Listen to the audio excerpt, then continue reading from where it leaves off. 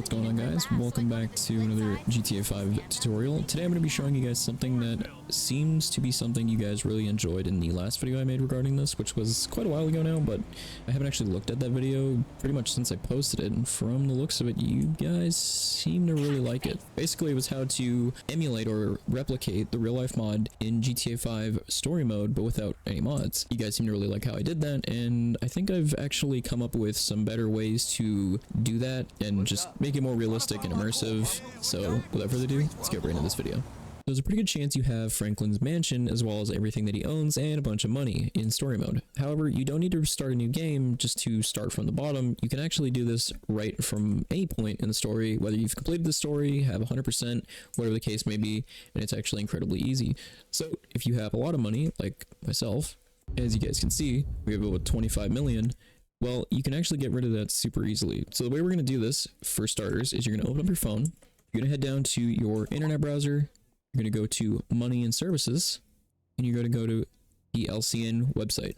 From here, you're going to go over to Markets, and you're going to find a market. Let's go with the insurance company here. We're going to buy into it, and you're going to want to put all of your money into its assets. By the way, I'm very sorry. I said 25 million. It was 2.5. I read that wrong.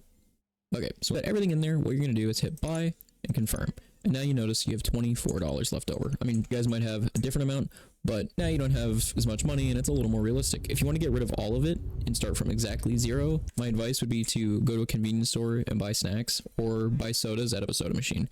They're only $1, but that's only 24 sodas. Next thing is, obviously, you're not going to start off with nice clothing, or at least very nice. We're going to do the real life mod as perfectly as possible, so we're going to start off with absolutely nothing from the bottom. So we're going to head over to our wardrobe, and we're going to actually go to the outfits, underwear, and then you're going to go down to tops, tank tops, and put on just any of these, whatever one suits you best.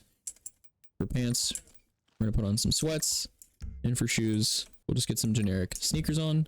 And there you go. As you can tell, we're now looking a lot as fancy as we did before. Well, at least not as nice, especially with these Versace blanket and pillow covers. So, you know, we're starting off from the bottom. We can't be owning a home, at least not yet. And I'll even teach you guys how you can buy it or another one. Now, if you do have weapons that also have ammunition in them, the way you can get rid of these is actually super simple. You just want to get a wanted level and then get arrested. That'll take all your ammo from your weapons, and then you just can't use your weapons anyway.